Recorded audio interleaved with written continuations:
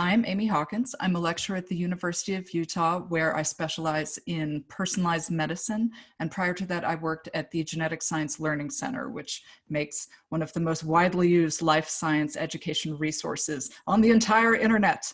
So, but without further ado, I'd love to introduce our three panelists today, or actually give themselves an opportunity to introduce themselves, starting with Dr. Susanna Greer. Hi, everyone. It's so nice to have an opportunity to talk to you today. My name is Susanna Greer, and I'm an immunologist. I'm the Director of Clinical Cancer Research at the American Cancer Society. I was asked to share just a little bit about my COVID experience, and I would say right now, the thing that I think all the time about is that cancer is challenging always. It's especially challenging now during the pandemic. It's hard to be a cancer patient or a caregiver. It's also hard to be a cancer survivor. On the flip side of that, I think a lot about being a cancer researcher right now. And so I interact with cancer researchers all over the country and administrators and institutions, and think about how best to keep research and clinical trials moving.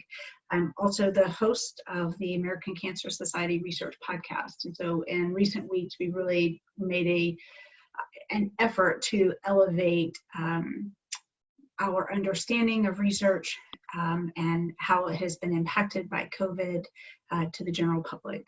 So I'm really excited to have an opportunity to talk to you today. All right, and Dr. Michael Johnson from the University of Arizona.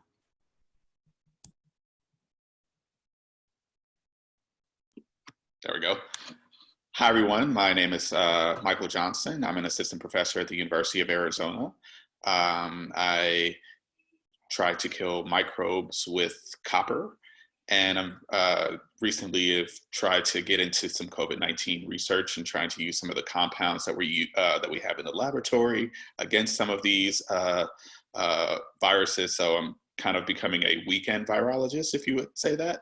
But it's also challenged me in ways that I haven't really seen before, because now I have to learn how to speak that lingo and trying to break it down in a way so I can first understand it and then explain it to others. My background is actually in music. I got my degree in music at Duke, and then a degree in biochemistry and biophysics from UNC Chapel Hill. Very, very linear process. And then I got my postdoc. I did 2 postdoctoral fellowships at St. Jude Children's Research Hospital, one in immunology and one in infectious disease. And now here I am. Excellent. And last but not least, Dr. Matthew Kosey. Oh, thank you. I'm probably least. So I'm Matt Kosey, professor at NC State, and my background is infectious diseases and sort of host pathogen interaction. Sort of virologist by training, and have always sort of been interested in viral pathogenesis and the innate immune response to viruses, sort of that early phase of infection.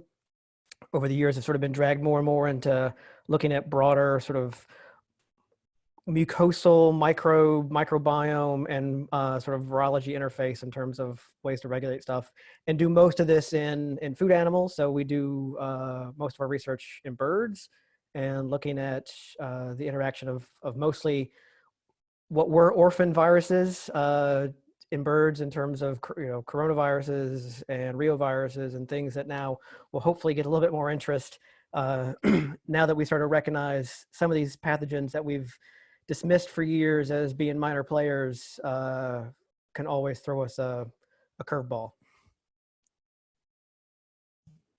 All right, and at the end of the talks discussion, I'll ask you all to submit where we can find you in the world after this talk, either your public facing lab web pages or your Twitter accounts, any way that people can follow you and continue to get more of your impressions and information about this.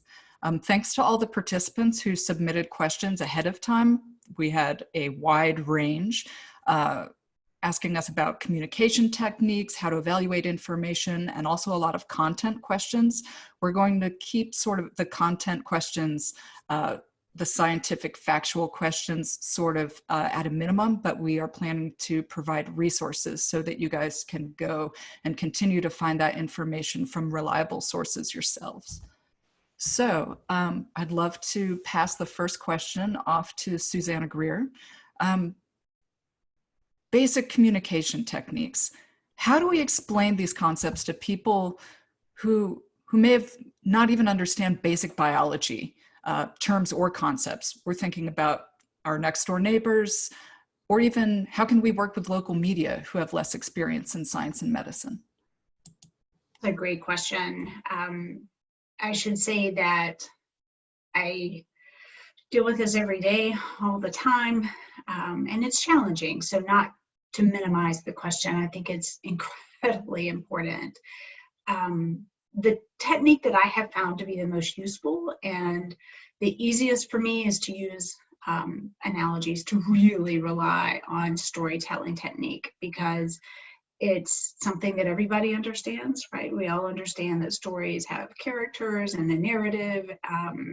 And so when I'm thinking about explaining something that's incredibly complex scientifically, I rely on finding common ground. So one quick example I could give you is that yesterday I was putting together a couple of presentations that I needed to give to donors. Now, of course, I'm at home in my home office, so these were all recorded and they wouldn't have a chance to ask me any questions. I was just really sharing this information with them. So I wanted to make sure they got it the first time. And they were all about cancer immunotherapy, which we've at least all read about in Time Magazine and Newsweek, but that's the combination of two incredibly complex topics, right? The cancer itself, and then the role that the immune system has in recognizing the cancer. And so what I did in every example was I used what I have found is a pretty fail-safe technique of saying, okay, the role of the immune system is to recognize things that are different about cancer cells. And if we think about cancer as having things on the surface that we would call proteins as biologists, I would just think of them as clothes, like glasses and hats and jackets and shoes. And these cells have all these different things on their surface that the immune system can recognize. Now, the really crappy thing about the immune response to cancer is that cancer cells are smart. And so if they realize that they are being detected by the immune system because they're wearing a certain hat, they can just take it off and replace it with a scarf or another piece of clothing that's a protein that helps them accomplish the same goal. So in that way, Amy, I was able to kind of take them down a really complex path of then talking about cancer vaccines or CAR T cells, all but like going back essentially every time to that analogy of the clothing and either taking the clothing off or shedding it or exchanging it for something new. Everybody gets dressed. We all wear clothes, hopefully. Probably different clothes now than in our pre-pandemic days, but it's an easy analogy for people to understand. I think developing those good analogies and having them at hand is super helpful. Michael or Matthew, do you have any other things to add to that? What are some of your favorite go-to techniques? I will echo the analogy technique. It's one of those things where when I can't stand it if somebody gives a talk and they say, yeah, and it's clearly stated, or it's so clear, or, you know, like just anything that kind of makes the reader or makes the listener feel like, wow, I should actually know this. And even if it's within my field, a lot of times I still don't, you know, it's really breaking it down to that analogy. So a lot of times, like if I am not giving you an analogy back on the research that's being given to me, chances are I don't understand it. It's just it's just a great way to communicate. So I think that's a phenomenal way. And, you know, sometimes making the correct analogy takes practice.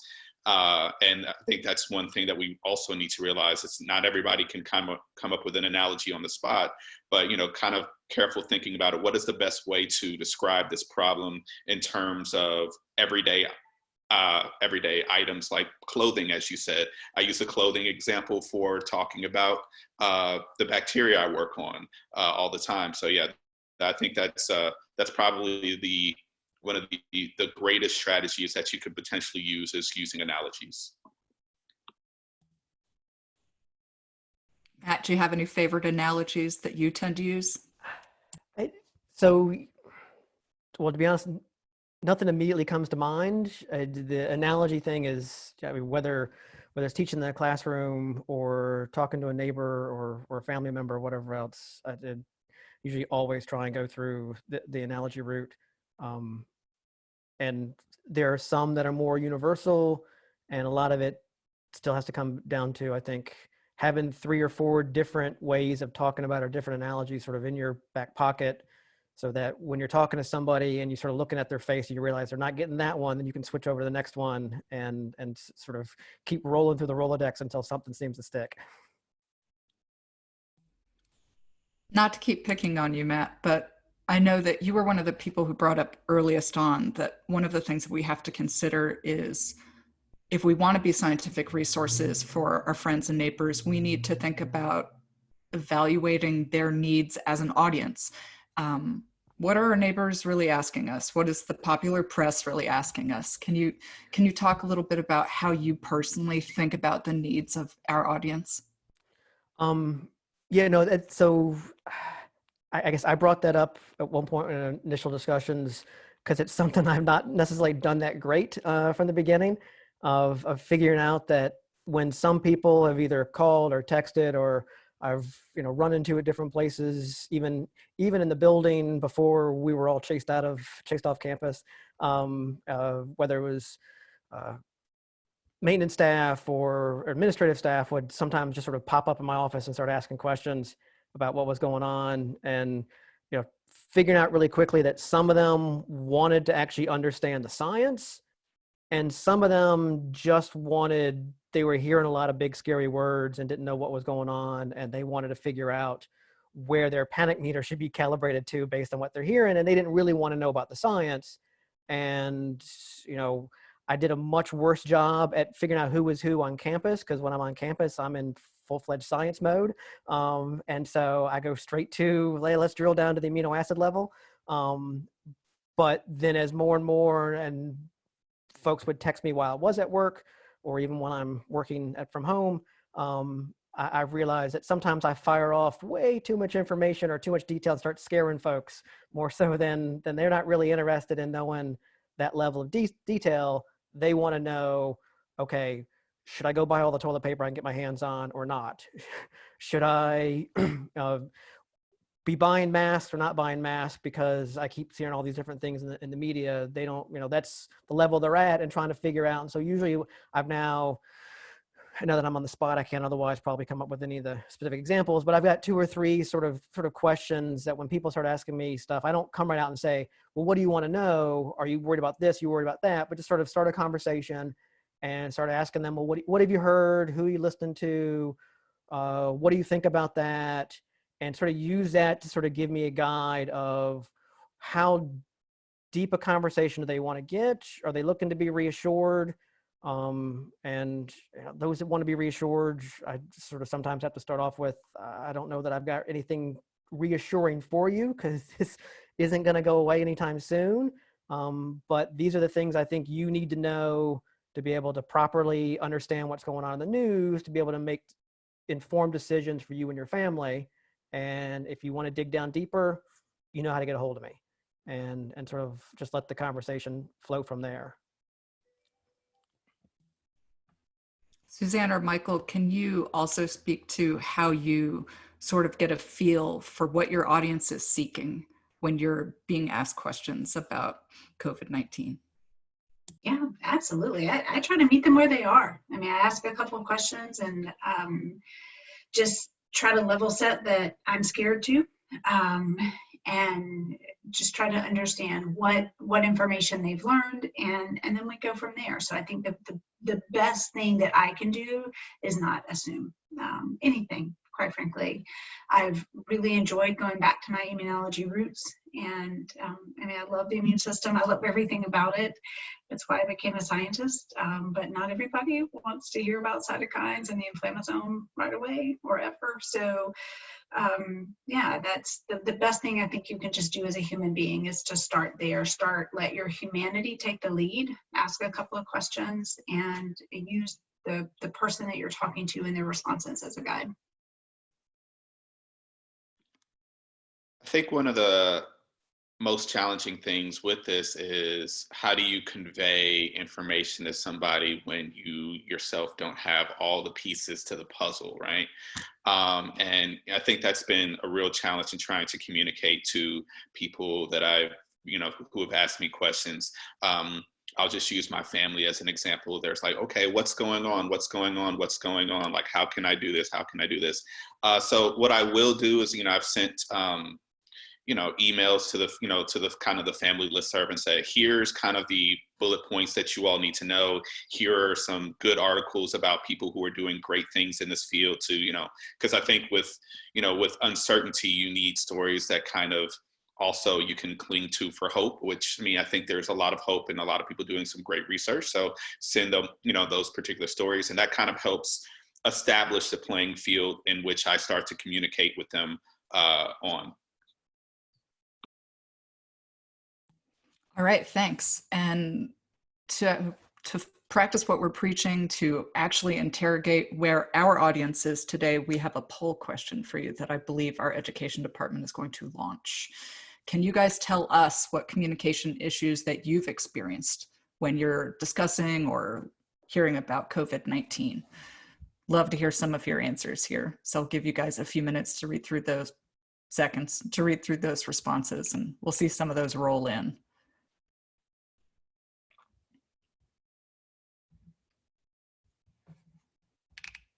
I believe this also is a select everything that applies, because if you're anything like me, more than one of these applies.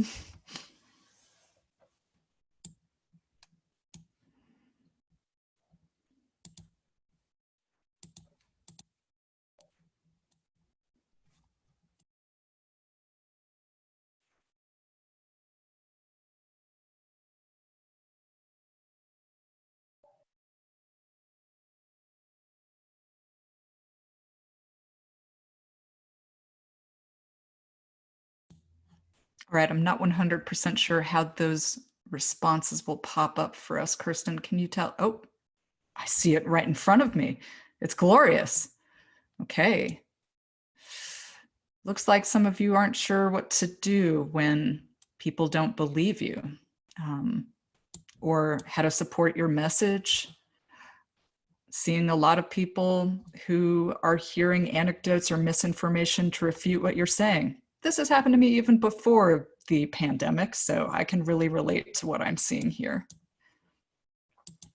All right, so I think this sort of naturally brings us to a few other questions that you guys have submitted ahead of time. I think one of the most difficult topics for anybody who's in the field of science communication is how to deal with distrust and how to at least attempt to communicate to a resistant audience, let's say. So this is a hard one, but how can we effectively communicate about COVID-19 with people who distrust scientists so much that maybe they think that we made the virus? There certainly are a bunch of historical and even current reasons for some distrust in the medical scientific enterprise, but how do we tactfully get into encountering and refuting some misinformation? Susanna, I'd love it if you'd take the lead on this one. Awesome. What a softball. Thanks a lot, Amy. I will say that this is just so hard. So the first thing is to just be gentle with yourself and realize that this is not an easy thing to do. I think one of the hardest things I've done in my entire career is that when my son was younger, I volunteered 3 times a year to go to his pediatrician's office. And it was a huge group of pediatricians. And I would meet with parents after hours who were refusing to vaccinate their kids. I said earlier, I'm an immunologist, so this is something I have some pretty strong feelings about. And that was a great learning opportunity for me because it really taught me that my job is not to change people's minds, period. It's just not. That is an effort and that results in frustration and anger on all sides. So what I came away from those experiences, and I did it for years and years, is that I still do, that my job is to at the end of the day, be a trusted resource. So when I have encountered the same types of conversations around COVID, I have tried to put some of the same tactics in play that I use in those conversations with people who feel very strongly against something that I feel very strongly, in support of.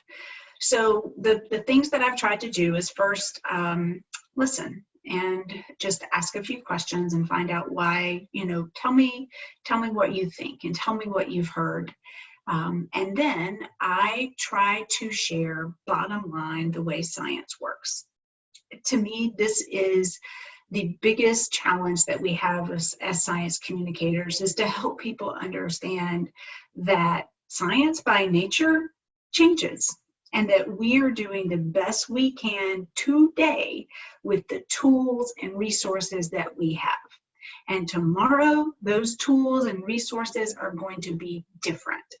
And so the scientific process is one that is going to change and is going to constantly result in new and different information.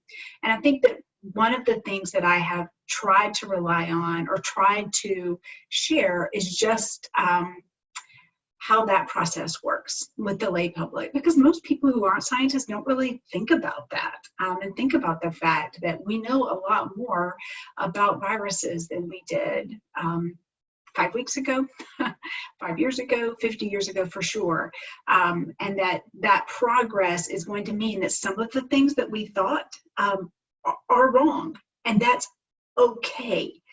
That's how science works. And so I think where I start in those really difficult conversations is understanding where they're coming from. And before I even try to share a nuance of data or information, it's just helping them understand the scientific process. And then from there, we can have a conversation about what I think, and hopefully come away with it with just an understanding of the approaches that we take, and maybe establishing myself as a trusted resource so that people will come back to me when they have questions. And then so maybe over time, I can begin to at least shift, maybe not change their mind, but shift their understanding. And so I guess that's a really long answer to my short answer is I'm not there to change your mind, but I am there to help both of us to be more open in those conversations. I think that's really valuable advice. I think anybody who takes away from this conversation that reflective listening and coming to where your audience is, reflecting their question back at them and saying, what you're saying is a great deal of concern for XYZ, and then starting from that point, as opposed to, sounds like a great time to teach you the central dogma. Sounds like a good idea. Matt or Michael, do you have experience in this issue? You must. Do you have experience you'd like to talk about in this issue? Go ahead, Matt. All right. Well, I'll just sort of piggyback off of Susanna's comments, which are spot on as always. But I guess the one thing is, again, hard lesson for me to learn over the years, and still one I keep relearning, is you're never going to win an argument with data that's actually based on ideology. And so instead of trying to show up to an ideological fight or argument with reams and reams of data and figures and PowerPoint slides and whatever else, it's more of figuring out why do they believe what they believe, and connecting on more of an emotional level in terms of, okay, well, why do I do what I do? And why do I think that's better for the universe over the long arc than what they think? And can we have a discussion about, more about the ideology and the values, and just know you're not going to win everybody over. Some folks are entrenched, but hopefully, you put a few cracks in their armor now, and down the road, more of these conversations, they'll have more of those types of conversations with other people, and eventually, slowly, ideas may or may not change. If they don't change, that's not on you, and a fault of your communication skills or lack thereof. Some folks just aren't ready to hear what you have to say yet. And, you know, the old adage, no addict can be cured until they're ready to be cured. It's sort of the same idea with some folks with different ideologies, is until they're ready to admit that they need to change the way their brain approaches problems, then they're not going to change. And I guess, and the paramount thing I think I always have to remind myself of and remind everybody else of, we're guilty of that too. And so as you go into these conversations, be honest with yourself and be honest with the other person about your own blind spots and your own sort of ideology about team science, and that some of your opinions and perspectives may be probably more right, but just as entrenched as theirs are, and you know, realize we're all operating with the same buggy OS. Yeah, I think one of the hardest things for me was to realize that, you're not going to convince everybody. And, as Susanna said, it's like, it's not our job to try and convince people. We just want to be a trusted resource. But, part of me still wants to go in there and say, I'm going to make you see that I'm right and that you're wrong. And I have to do that. And that's kind of my mission in this particular conversation. But the problem with that is when you can't do that, it can break you, especially when it's with those that are close to you, like family members. And I've, speaking from experience, you spend lots of time like carefully going through, it's like, okay, here's the atom level, here's the, immunology level, here's any level that you actually want to know. I'm your resource. And then they go sharing the same anti-science memes the next day. You're just like ready to flip a table. So I think one of the points that I learned out of that is you have to pick and choose who your audience is that you're actually talking to. You have to, kind of have the mindset to be able to engage certain populations, because if you're going after those people who are in the fringe, it's not healthy. I mean, but there's so many people that are in that in-between range that are actually do want to know the information and are just curious and maybe are just confused with a few facts, that you can go after them and talk to them, in a little bit more clearly, manner, so that you can actually, save the 99 and wait for the one for later, it's just, I think that's one of the things that I kind of learned out of this particular situation, is that you do have to pick and choose your battles, not just because you can't convince everybody, you can't really go after everybody, but also for your own mental health. Hey, Amy, could I just share one quick story? I certainly would like you to, sure. I mean, it's kind of related, but I think Michael brought up a great point, that some of the most challenging conversations we have can be with our own family members and friends. And I had a hilarious conversation with my mom early on. She's very Southern. And so I had talked to her all about why she and my pop needed to stay home and needed to socially distance. And she was just not having it. And I was like, okay, well, here are the things you have to do. You have to do online grocery shopping. And I made her go through like all the steps with me of how to do it and why you should do that and why you should have your groceries delivered. And she was like, I will never. I need to touch my own fruit and vegetables. And I was like, oh, all right. So I took her through the whole thing. And at the end, I thought she's just never going to do it. She was so mad at me because it was so much new information and such a big change in her social structure. And the next, probably 2 days later, my dad called me and he was hiding in the bathroom calling me. And he was like, Susanna, I just want to tell you that not only has your mama ordered groceries, but she's told all our neighbors that they have to order groceries online because otherwise they're going to get the corona. And so it was just awesome because it just took her a minute to like not have me spouting all this information, take out of it what resonated with her, and then decide what actions she felt comfortable with.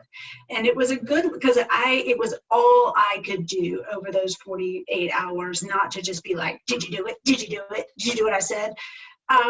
So sometimes I think we just need to share appropriate information and then just step back and let people come to us when they're ready. So it was an interesting lesson I learned. I love it. I think a lot of us can relate to that anecdote, either personally in communicating or as somebody who maybe it took us a little while to digest some information and to relate that back to our own habits. But in the conversation about choosing who we reach out to, I wanted to take something from one of the submitted questions. Do we think that the scientific community is reaching all of our communities that need to be reached? Are there some communities that maybe deserve more outreach attention? And a real hard one is, how do we ensure that communication efforts get to those people who don't have a reliable internet connection? That's another softball, huh? So Susanna, you indicated that you might be interested in answering that one. I have volunteered too much. No, I think it's something I struggle with all the time, because I think about, especially in the cancer space, I think about disparities in underserved populations and how can we do better. So in the space of COVID, it's exactly the same thing. No, I think it's an outstanding question with a terrible answer. The answer is no, we're not doing a great job. If you don't have access to the internet or ways to have discourse, it's a huge challenge. So one of the things that I've encouraged scientists to do is to step out of your freaking comfort zone. It is okay to call the mayor of your city and to say, hey, my name's Susanna. I have a PhD in science. I understand the scientific method, and I would be really happy to have a conversation with you about how we can share information about the pandemic to the people in our community. And it might be flyers that could be put up in different areas. It may be a socially distancing appropriate like webinar that could be provided on a big screen in your town that people can stand 10 feet apart and watch. I mean, but get out of your comfort zone. It really is okay to reach out to public officials and to say, hey, I'm a scientist. I don't study coronaviruses like Matt, but I do understand the scientific method, and I would love to be a resource. Or the thing that I've gotten great at in my career is saying, if I don't know the answer, I can find someone who can. So I think it is a hard question right now for the scientific community, but it's kind of like advocacy. We all need to do our part, and if we do, you're never really going to know the impact of what you did. But if you don't, I think we're all going to kind of feel the impact of a lack of action. So I would just encourage you to stretch yourself a little bit. I've been really trying to. It's not easy, but I think it's something we need to do. All right, getting beyond the internet, our local governments, our local television programs, how else can we reach people who clearly aren't being reached as well as we could? Matt or Michael, I know you must have some ideas. I know we've seen evidence of that here in Utah by our local newspaper went out and surveyed grocery stores to see, they did undercover work to see what percentage of people were wearing masks as they shopped, and those differences spread out geographically, so, and socioeconomically. To me, that's an indicator that no, we could do better in certain communities.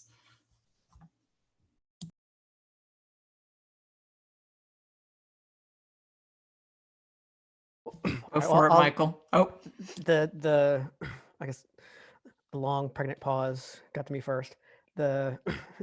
So I guess we'll just to chime in with your tail part of your question and Susanna's comments. Yeah, the getting out of your comfort zone is something I've been trying to do, and here recently sort of had a few media type send questions that somehow ended up in my inbox, and communicating with them to help sort of vet rumors that were going around the local community and or larger internet. That as an experience was new and discomforting for me to be talking to and actually see comments and quotes show up in the media. It's like, I just want to go back to my lab and, you know, do the tweet rage from time to time about stupid stuff that's going on, but otherwise be left alone. But the same time, with classes going online, everything else, a lot of my students that were then cast to the winds didn't have regular internet access. And, you know, so having to sort of deal with that reality as part of teaching has also made me a lot more aware of, okay, well, how, you know, and a lot of universities have now started to figure out how to get these distribution channels for teaching. And we should largely be trying to sort of piggyback on those efforts for science communication as well. Of if I've got students who can't Zoom in or can't really participate online the way we need them to, but they still had to otherwise do the material, what are folks figuring out on how to get that done? And, you know, is that, you know, if they've got enough that they've got internet for email or for text messages or whatever the case may be, but using those folks, and at least in my class that I was teaching, actually sort of rubs up against disease outbreaks and policy. So it was kind of tailor-made for this current situation.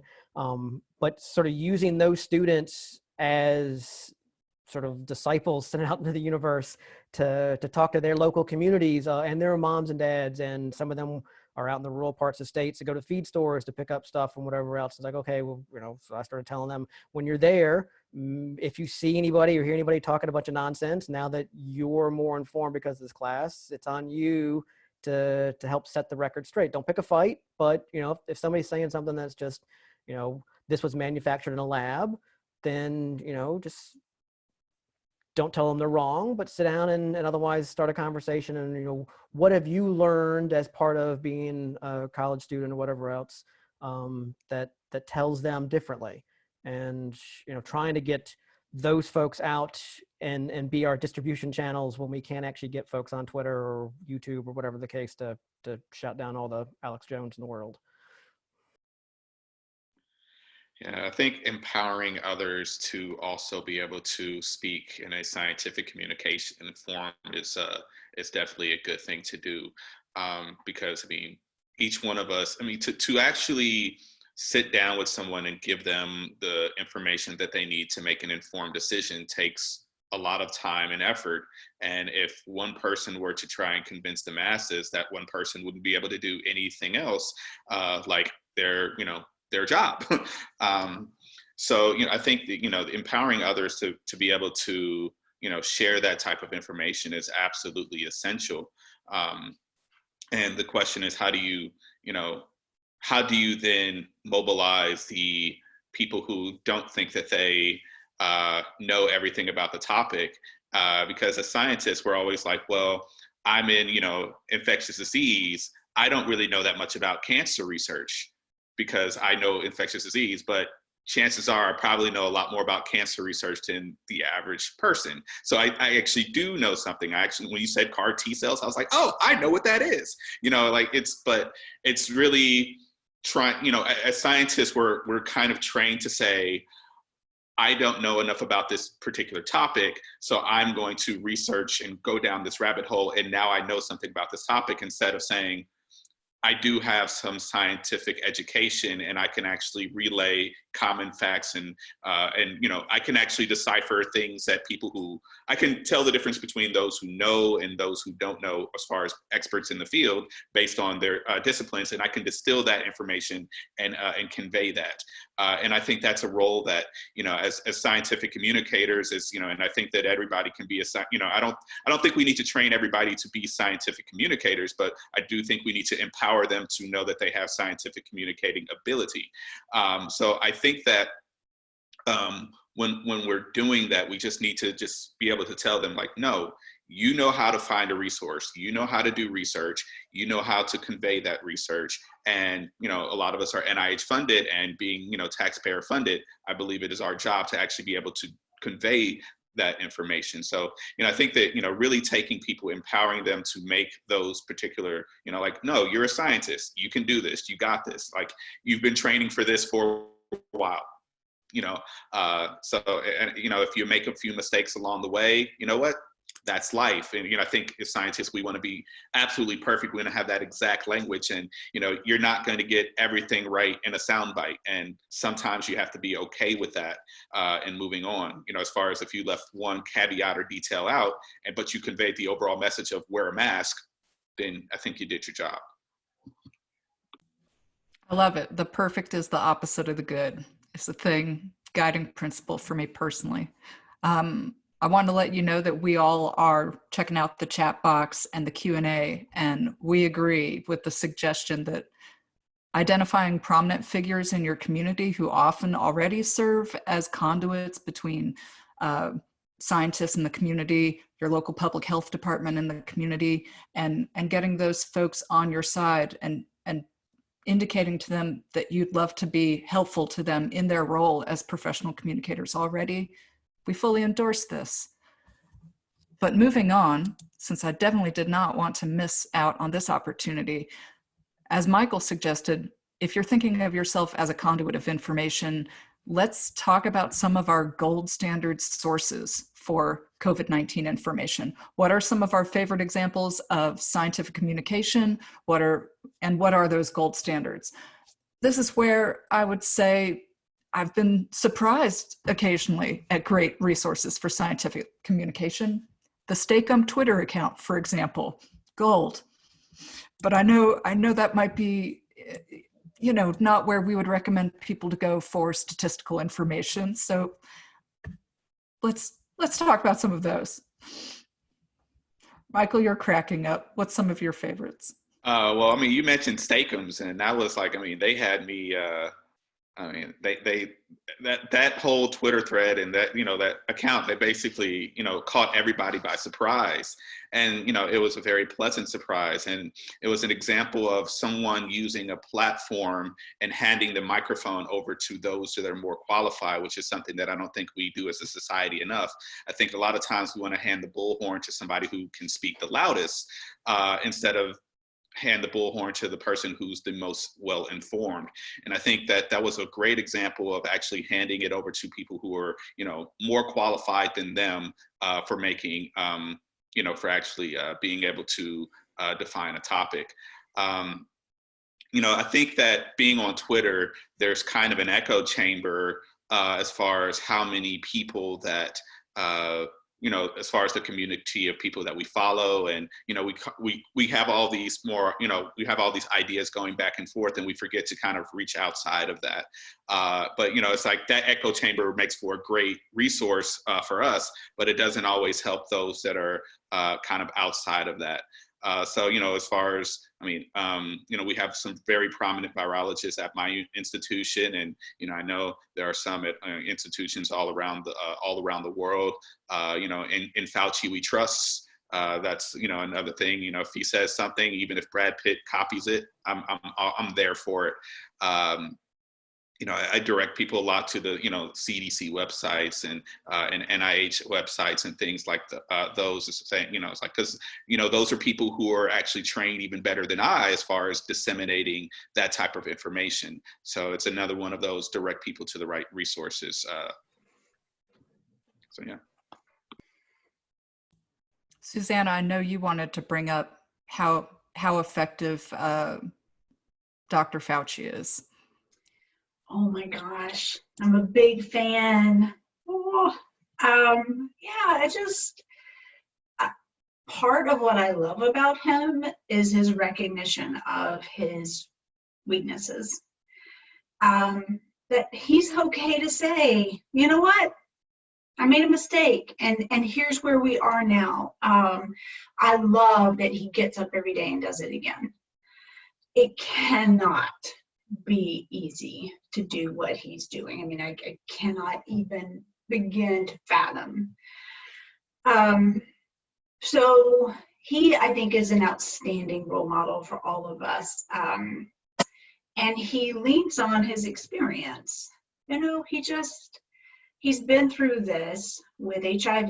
He's been through this with Ebola. He's been through this with SARS, with MERS, and he gets it, and he knows that, you know, not only I love the analogy that we are trying to build the plane while we're flying it, and then also trying to build the plane while we're flying it, but yet we're waiting to get the blueprint, right? And so he just gives himself some grace to understand that. So I think, you know, the things that we can learn from him are admit when you're wrong or when you made a mistake.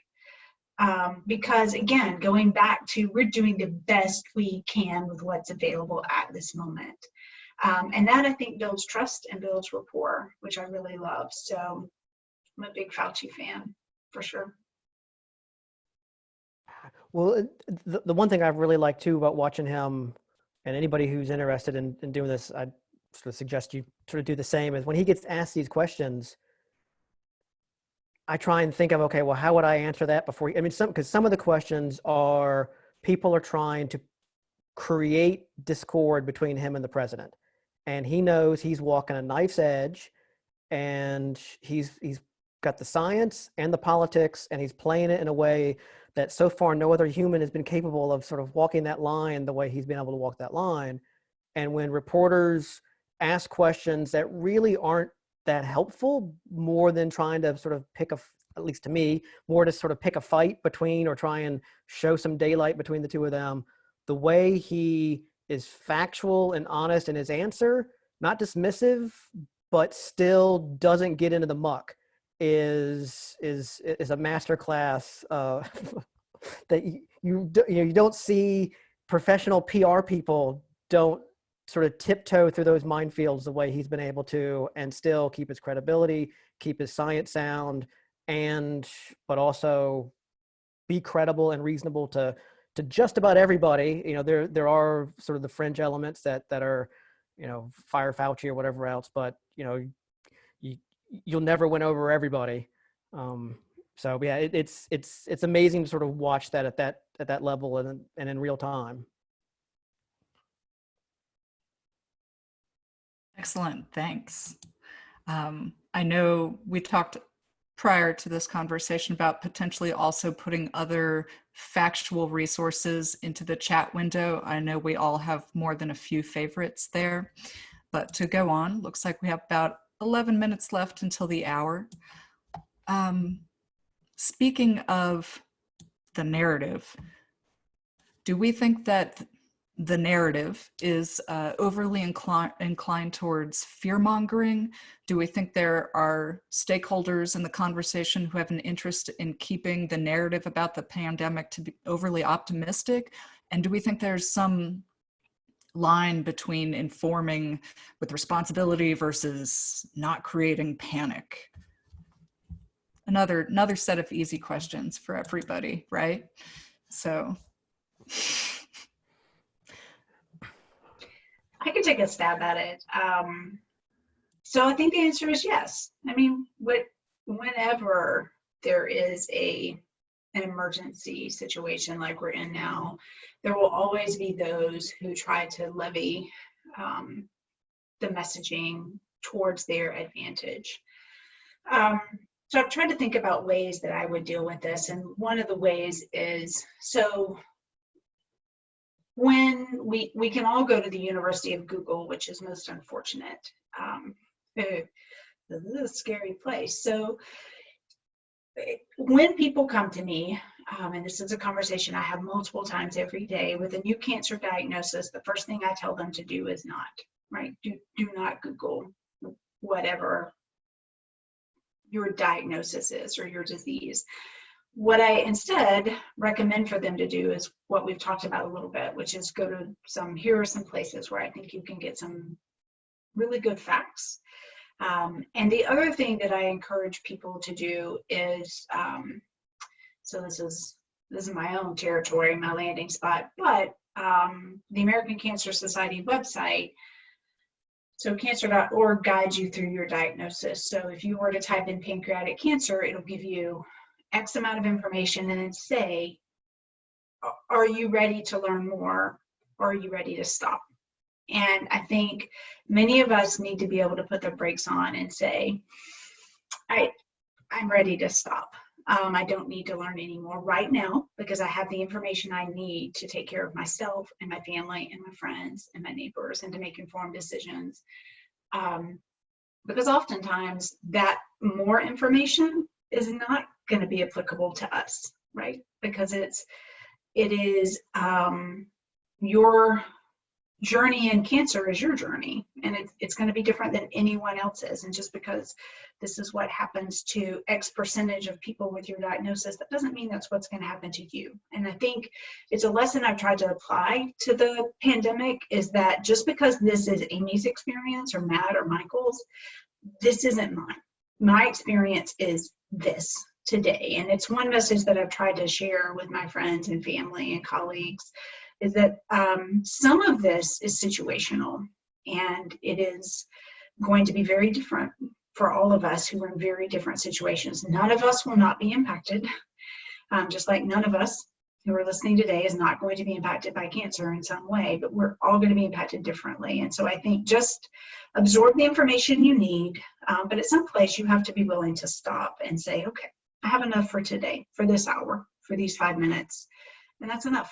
And then I'm going to make the best decisions I have with this information. Because yes, there are people who are trying to slant the narrative in their one direction or the other, and that's 100% true with any, I think, national and certainly international event. You know, I heard a story about someone, you know, who had cancer, and they said, you know what, when I stub my toe, I still say ow. Right? You know, there are varying degrees of situations of how it can, you know, stink for different people, and trying to convey how that will be to the masses is kind of a difficult thing to do. So when you have, you know, like when you don't want to fear monger, but you want to actually just, you know, convey, it's like, no, this is what we know right now. And again, it's very hard to find your, you know, where you are on that scale, because we still are trying to figure out all the information. What's the curve doing today? Because that's going to affect how my response is to you, as far as like, well, how afraid should we be? You know, I think that it's so hard without having all the information. And I think the best thing you can do as a scientist or as a scientific communicator in that situation is tell the truth. Sometimes, you know, as Susanna pointed out, and as Matt pointed out with Tony Fauci, sometimes saying, you know what, we don't know right now, but we're trying to figure that out, is the best thing that you can say. It might not be the more comforting thing to say in that moment, but in the long run, I think people will hopefully appreciate the honesty that you give them.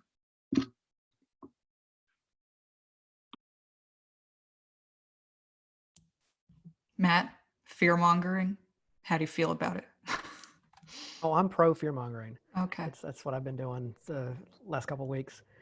No, well, I don't know that I mean, with the exception of a few fringe folks who are trying to be opportunists for whatever reason, just because that's how they've always made a buck, I don't know that I've really come across that much fear-mongering. I've come across a lot of people who have accused scientists of fear-mongering, but that's largely been, and then we've had conversations about, well, this is what I understand about the biology of what's going on, and then they realized, oh, no, you're not fear-mongering, you're informing. My bad. But I do think to some extent, I've had several conversations here recently with a couple of close friends here in North Carolina that are they're not protesting yet, but I think they're protest adjacent in terms of open up the state. And, you know, and we've had some long drawn out sort of text feuds about, you know, and where it's largely come down is, again, being honest. And there's the science, and, you know, everybody's experience in this, as Susanna said, is different. I recognize I've got a, you know, sort of privileged position that I can work from home, and that I'm not forced to stock shelves or drive a bus or be more at risk than other people, or be completely out and be left in the wind because the PPP isn't actually showing up in anybody's accounts yet, and so folks are going broke. and that, you know, folks are going to have to make decisions based on, there's the biology reality and then there's the economic reality, and we're headed to sort of a loggerhead of, we're going to have to make sort of, not to say that science is getting into ethics, but as a society, we're going to have to make value judgments about, okay, well, this is what the science says and what the ramifications will be if we go down this road. This is the ramifications if we go down this other road. And as a group, we need to start having conversations that, you know, all those that are open it now, they're coming from the standpoint they value the economy more than their lived experience is not New York City right now. And so they have a different window in on this, and they're feeling the pain from the lockdown less so than from the virus, where other parts of the country are feeling the lockdown or feeling the pain from the virus and the lockdown as well, but they sort of see the trade-off and, you know, having that conversation. So the fear mongering on either side, it's gonna suck no matter what happens. And there's no way this ends well for anybody. We just have to figure out how to minimize the pain, both from the biology and from sort of the socioeconomic, and, you know, all jump off the cliff together. I think it's important for us to at least acknowledge that we have to have those economic concerns operating at the same time, or we have to acknowledge that those are other people's very legitimate concerns. As one of my former coworkers said over the weekend, we're all experiencing the same storm, but we're certainly not all in the same boat. It seems important to end on a, let's say, a self-care note. So in this flood of information, how do we balance our mental health needs in the demands of this ever-shifting landscape of information? And that could go in the sense of you personally as a consumer of that onslaught of information, or, you know, as a science communicator. I think one of the things that I try and do is walk away sometimes. I do try and carve out a lot more of my schedule than I once did to not necessarily doing nothing, but doing things that are productive to recharge, like, you know, taking a walk, playing Animal Crossing, you know, playing with my kids. You know, yeah, I put the playing with the kids come last, I guess. I don't know, but that's not true. You know, they get stuff throughout the day, I guess. But, you know, I think that, you know, with all the information that's flying and the flood of information, I mean, it's, you know, the analogy of drinking from the fire hose with all this COVID-19 information is very, very accurate. I think you need to be able to say, you know what, click, turn things off for a second, you know, oh, but I'll miss, you know, the fear of missing out. What if something great happens? Well, that something great will be there after you watch your movie, after you know, you go for a walk, after you do something that just is not science related.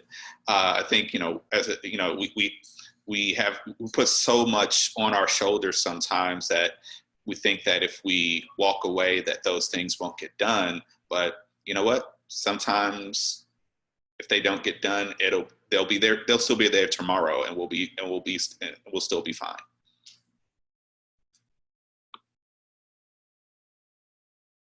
I'll say I've taken myself on a Twitter hiatus because it was not good for Dr. Greer. I would go down rabbit holes that it would be really hard to pull me out of. So I've structured my day around a to-do list that you would find absolutely hilarious. It begins with get out of bed, put on your clothes. And then literally things like walk the dog, exercise are on my schedule, like do this at 7:15. So it's helped me to have a very structured day. And then I have 2 20-minute times in there that I can be on Twitter, and that's it. And so I think whatever works, and there's definitely structured fun time. After this, I'm going to go plant a couple of plants in my garden. So, and that's something I never would have done before. I'm such a workaholic. I love to work, but it was not good for me. So I think taking some time for your mental health is critically important right now. And different things work for different people, but for me, knowing at the end of the day what I need to do tomorrow. And it's going to start with get out of bed, put on your clothes, go for a run. Those things are important. And something about writing them down seems to make them happen. And I've not been that kind of person before. But it was suggested to me when I was kind of floating around, and it seemed to help. So changes in self-care seem like a productive way to think around this time. Matt, do you have anything to add? How do you take care of yourself in the onslaught of information? Well, I don't know that I can add that much to what the other two have already said. I think that was pretty spot on. I don't know that I've been the model of self-care so far. I guess with the my class being what it is, and we went online, the students wanted to focus more on the coronavirus, and so we sort of overhauled class content to focus on this. So I've absorbed from multiple media streams way more than is healthy, to try and keep abreast of all the stuff that students were going to ask questions about in class, or if they had concerns. So I at least was sort of up to speed. So I was, in these Twitter holes up till late at night and first thing in the morning and everything in between. Now that the semester's wrapping up and we're almost done, I'm hoping to be able to sort of back off of that a little bit, and I'll be stealing Susanna's to-do list. All right, to wrap this up, thanks for staying a few extra minutes. But if you would like to take care of yourself by empowering yourself with further communication tools, I think we have a couple resources to share with you. Some of you who've already taken our Art of Science Communication class may recognize that I'm engaging in a call to action at this very moment. Could we have those slides pulled up? Our next, I see it in the chat box. Our next cycle for enrolling in this online course is going to begin in June.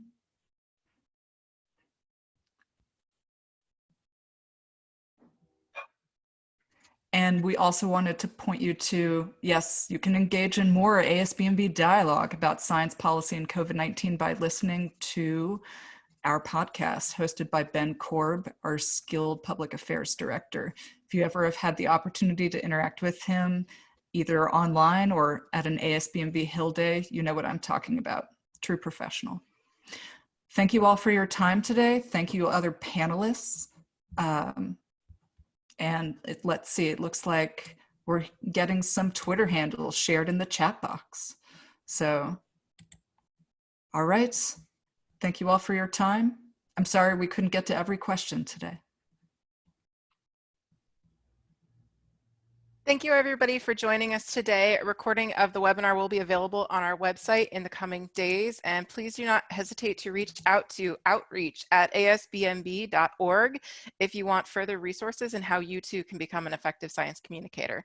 Thank you, and have a wonderful rest of your day.